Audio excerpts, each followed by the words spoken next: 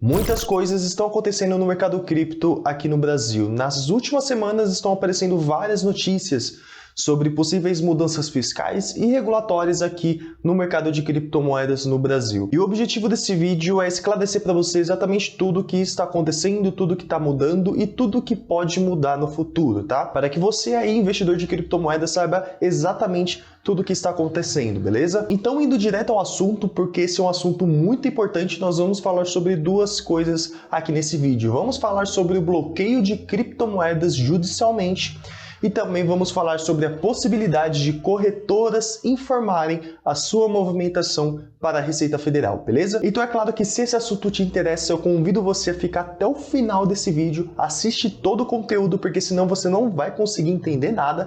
E no final desse vídeo, se eu agreguei algum valor para você, considere-se então se inscrever aqui nesse canal, tá bom? Então, em primeiro lugar, vamos falar especificamente sobre o bloqueio de criptomoedas, tá? O chamado CryptoJude. Eu não sei se você é muito ligado à notícia, mas no começo desse mês, por exemplo, saiu uma notícia como essa aqui no dia 9 de setembro. CryptoJude, justiça vai poder usar sistema para bloquear criptomoedas? Entenda. Aí aqui embaixo diz que o CNJ, que é o Conselho Nacional de Justiça, anunciou a criação de um sistema específico para bloqueio de ativos virtuais, de ativos digitais, aliás, que é a mesma coisa, né?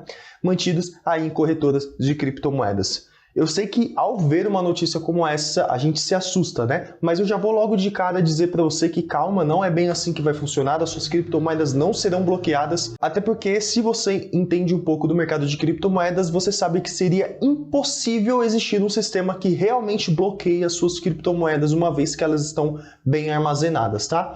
Mas vamos entender exatamente qual que é essa proposta, o que pode acontecer, tá certo? Nessa própria notícia, se a gente descer aqui um pouco mais para baixo, nós vamos ver várias informações relacionadas a esse CryptoJude. E vai ter muita informação que não interessa a gente, como por exemplo o CNJ dizer que o intuito disso daqui é facilitar a transmissão de ofícios entre o Poder Judiciário, enfim, como se fosse uma coisa muito positiva, né? Então, a única coisa que vai realmente interessar a gente é uma coisinha muito importante aqui nessa matéria, onde temos a seguinte questão: justiça pode bloquear minhas criptomoedas? Aí ele responde que sim, mas não sem um motivo, e sim apenas quando for alguma coisa relacionada a processo. Olha, se você ler essa notícia aqui, se você ler outras notícias no Google, vai ficar um pouco confuso do que se trata esse CryptoJude que está sendo criado, tá bom?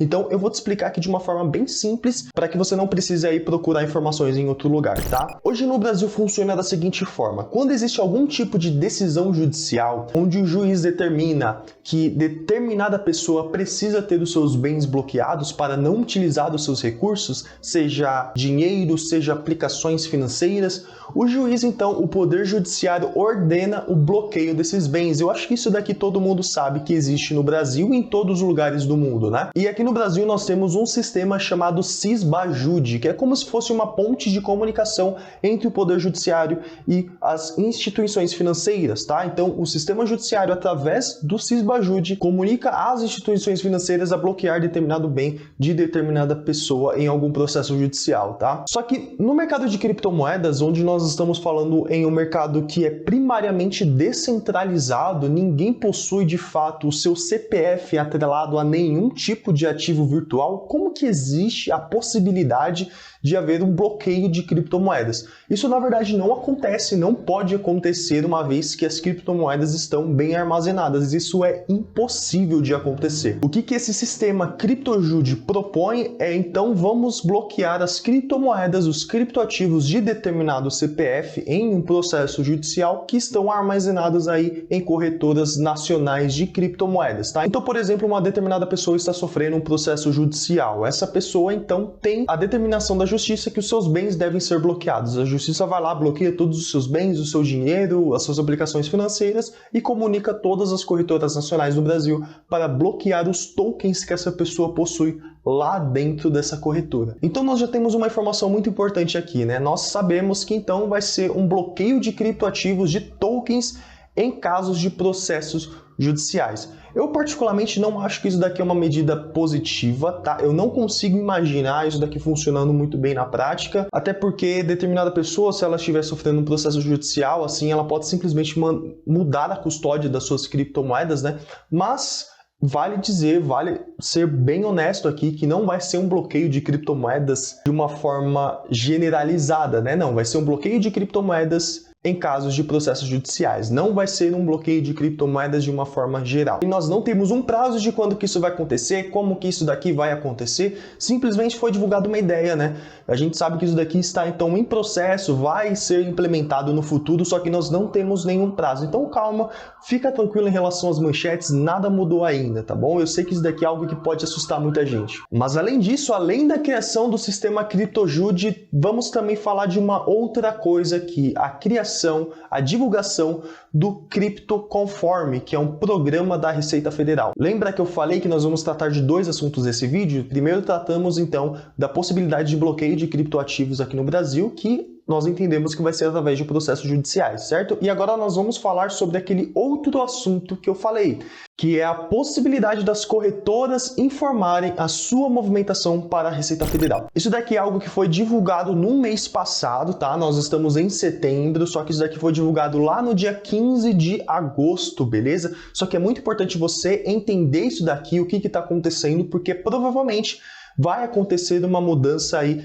no final desse ano, tá bom? Pois bem, aqui nós temos CryptoConform. Receita Federal avança em ação uma conformidade de exchange de criptoativos. Meu Deus, Renato, o que é isso daqui? Olha, aqui embaixo ele diz que é uma reunião realizada em Brasília com dezenas de empresas que se inserem no escopo do GT criptoativos, beleza? Renato, o que é isso daqui? Não estou entendendo nada. A manchete ela pode ficar um pouquinho mais confusa, né? Mas só que vamos entender aqui de uma maneira muito resumida e bem simples de você poder entender. Esse GT criptoativos aqui, caso você não saiba o que significa, foi um grupo de trabalho que lá em junho, se eu não me engano, lá no dia 17 de junho, foi instituído pela Receita Federal, né? O GT criptoativos, que é um grupo de trabalho que vai trabalhar aí para estabelecer algumas regras onde prestadores de serviços de criptomoedas precisam seguir aqui no Brasil. E quando a gente fala de prestadores de serviço, nós estamos falando não apenas das corretoras, mas estamos falando também de um CNPJ especializado em P2P,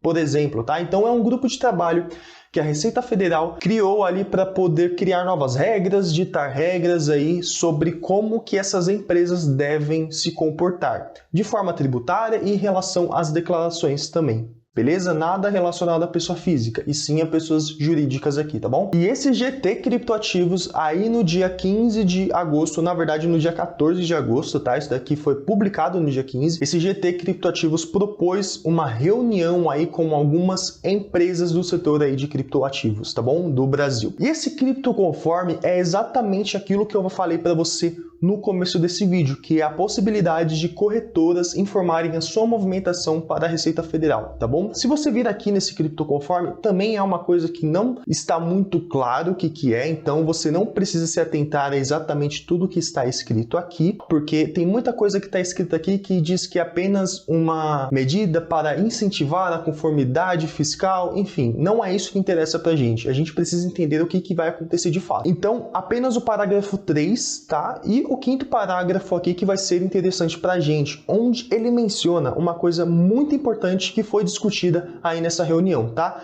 Que é a adesão ao CARF, tá bom? Tem essa palavrinha aqui, CARF, no meio desse relatório inteiro, e logo aqui no quinto parágrafo diz que o Brasil está aderindo ao CARF, tá bom? Através dessa declaraçãozinha aqui, IN 1888 de 2019. Renato, o que é isso daqui? Você foi explicando, foi falando várias coisas, não entendi nada. Calma, relaxa. Primeiramente, vamos entender uma coisa. A Receita Federal, o GT Criptoativos, discutiu com algumas empresas a possibilidade de atualizar uma declaração já existente, tá? Dentre outros assuntos, é claro, a declaração IN 1888 de 2019 para se adequar ao CARF.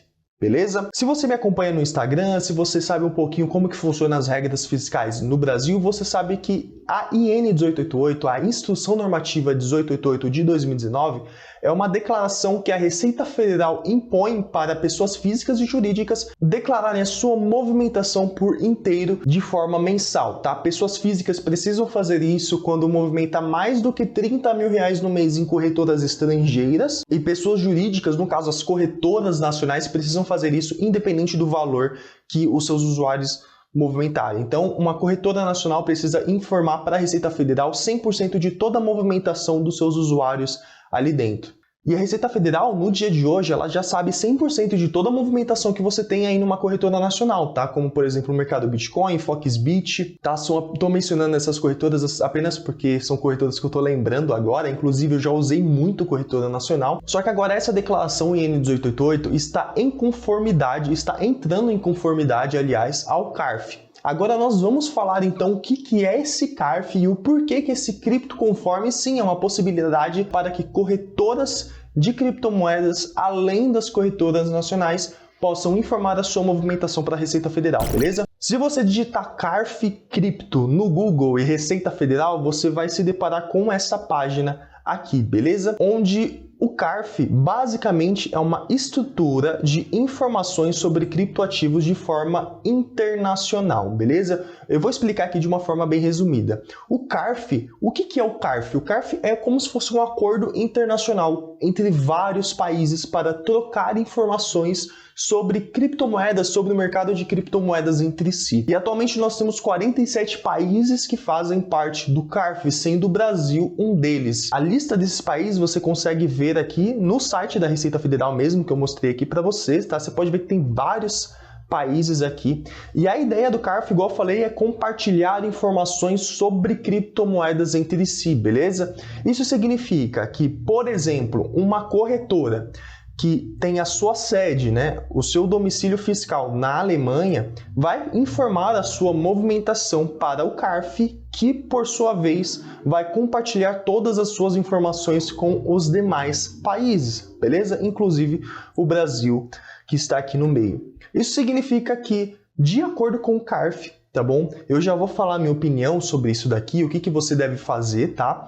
De acordo com o CARF, então, uma corretora que tenha sede de determinado país vai fazer a sua declaração para o seu órgão local, né, no caso a Receita Federal daquele país, que então vai compartilhar a informação com todos os outros países do CARF, beleza? A previsão é que isso daqui comece a acontecer lá para 2027, só que se a gente voltar ali para o criptoconforme, o criptoconforme propôs uma mudança ainda esse ano lá na IN 1888, que é aquela declaração que eu falei aqui para vocês, para que ele comece a entrar em conformidade com o CARF. Então, aqui nós podemos concluir uma coisa muito importante.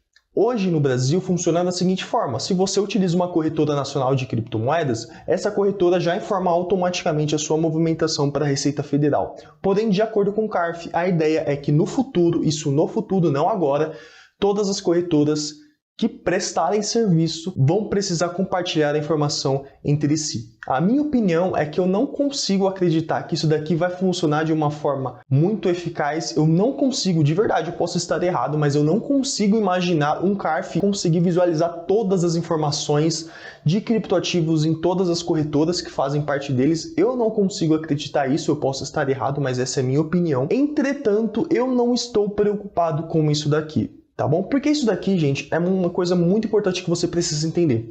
Nada disso daqui está no nosso controle, tá? Nada disso daqui está no nosso controle. Então, antes de você ficar assustado com notícias, com esse tipo de coisa, é muito importante que você entenda o seguinte: o que eu posso fazer que está no meu controle? Simples, o que você deve se preocupar é uma coisa só: planejamento tributário. Porque, na minha opinião, o maior vilão do investidor não é a declaração, não é o fato da Receita Federal saber a sua movimentação. Eu não acredito nisso.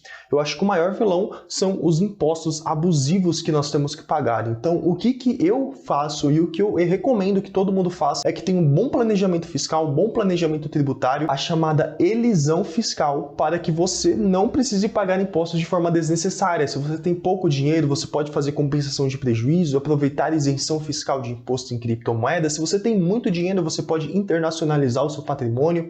É o que eu recomendo as pessoas fazerem, beleza? Sempre estando dentro da legalidade. E a minha ideia aqui é ensinar o maior número de investidores de criptomoedas a aprender a fazer isso. Eu quero que esse canal aqui se torne o maior canal de contabilidade para criptoativos no Brasil. E é para isso que eu estou aqui, beleza? Então, se você assistiu esse vídeo aqui até o final, deixa um like. Eu vou postar novos vídeos aqui ensinando exatamente como que você pode fazer o seu planejamento tributário, beleza? Eu fiquei um pouco ausente aí do YouTube, mas agora eu tô voltando e eu conto com a sua presença aqui, beleza? Agradeço demais a sua atenção. Tenha um ótimo dia.